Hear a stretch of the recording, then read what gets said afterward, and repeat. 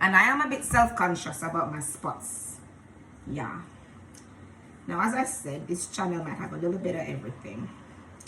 I bought a book from somebody, written, a kid's book, from someone from Port Antonio who is writing books, children's books, a children's author. It's my friend who I went to school with. It's her sister. And her name is Danielle Dowie. And she's written a book called Wagwan Jimmy. And I bought the book from Amazon. And the book is coming Wednesday. Give you another story. I thought I bought the book on Sunday, but watch what my bag instead. I'm coming, I'm just getting it. Look.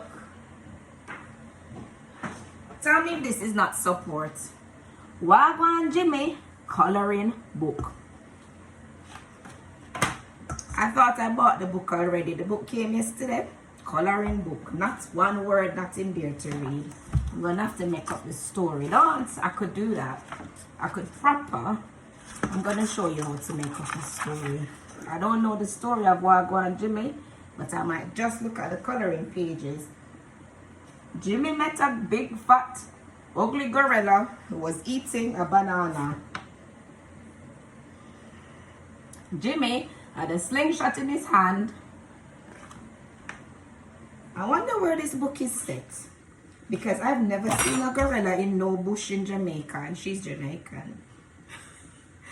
Anyways, I can't wait for the book to come so I can read it, do a little short video and share it to Facebook, because I'm proud of my people. I've never spoken to Danielle before, but her sister speaks about her all the time. She used to do track for Jamaica as a professional athlete. She's not doing that anymore, but